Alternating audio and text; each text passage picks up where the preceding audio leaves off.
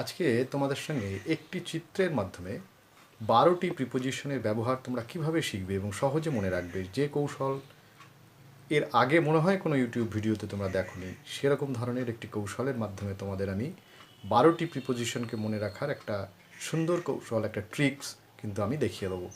ভিডিওটিকে খুব সুন্দরভাবে লক্ষ্য করো এবং এই চিত্রটিকে তোমরা একদম মনের মধ্যে গেঁথে রাখবে, এবং যখনই তোমরা এই চিত্রের কথা মনে করবে তখন দেখবে এই প্রিপোজিশনগুলোর ব্যবহার করতে আর তোমাদের কোনো অসুবিধে হচ্ছে না।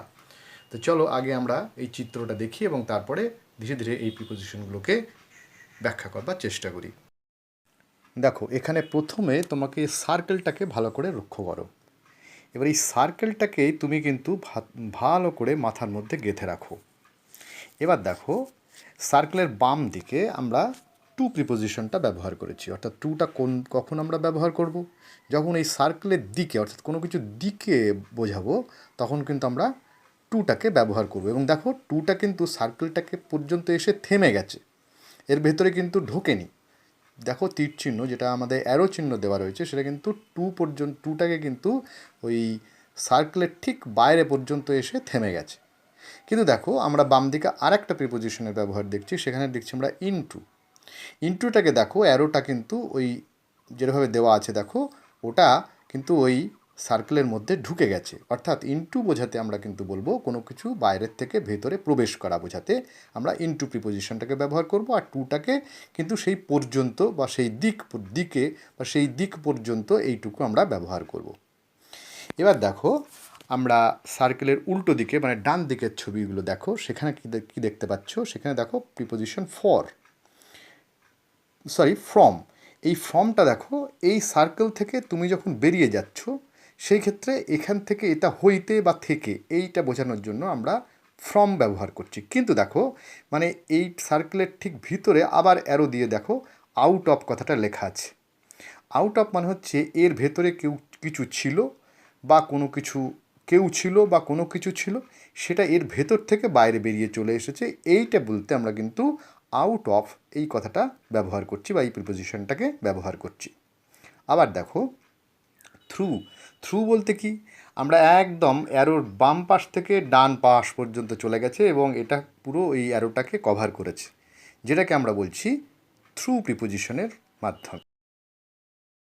থ্রু মানে তাহলে বোঝা গেল পুরো বরাবর, মানে বাম থেকে একদম ডান পর্যন্ত চলে গেছে এবং এই বৃত্তটাকে যারা কোনো কিছু একটা মধ্যে দিয়ে সেটাকে পুরো একদম চলে যাওয়া বোঝাতে গেলে আমরা থ্রুটাকে ব্যবহার করব। কিন্তু দেখো, ইনটার মধ্যে কি, এই দেখো এই পুরো এই যে তোমার যে গোলটা রয়েছে, যে অ্যারোটা রয়েছে, সেই অ্যারো যে সার্কেলটা রয়েছে, সেই সার্কেলের মধ্যে দেখো ইনটাকে বসানো রয়েছে। অর্থাৎ ইন বলতে এর মধ্যে যদি কোনো কিছু অবস্থিতি বোঝা হয়, তাহলে সেটাকে কিন্তু আমরা বলবো ইন প্রিপোজিশনের মাধ্যমে।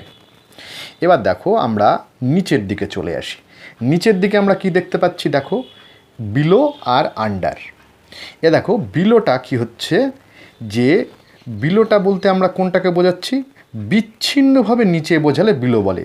বিচ্ছিন্ন হয়ে গেছে কিন্তু সেটা নিচে রয়েছে, অর্থাৎ এর মধ্যে এর সঙ্গে কোনো সম্পর্ক এর ছিল না, কিন্তু এর নিচে এইটা বোঝানোর জন্য আমরা বিলো বলছি। কিন্তু আবার দেখো, আন্ডার বলছে অবিচ্ছিন্নভাবে, অর্থাৎ যেটা এর মধ্যে ছিল বা এর থেকে কিছু, মানে যেটা এর মানে যে পরিস্থিতি বা যে বস্তু বা যে বিষয়টা, যেটা সঙ্গে কোনো বিচ্ছিন্ন একটা সম্পর্ক নয়, এরকম বুঝিয়ে যদি তার নিচে কথাটা বোঝানো হয়, তাহলে কিন্তু আমরা আন্ডারটা দেব। আবার দেখো, উপরের দিকে দেখো, অন, ওভার আর অ্যাবাব বসানো আছে। অন, ওভার আর অ্যাবাব বলতে কী বোঝানো হচ্ছে? দেখো, অনটা হচ্ছে এই সার্কেলকে যেটা স্পর্শ করে আছে, সেরকম উপরে বোঝাতে গেলে আমরা অন ব্যবহার করেছি।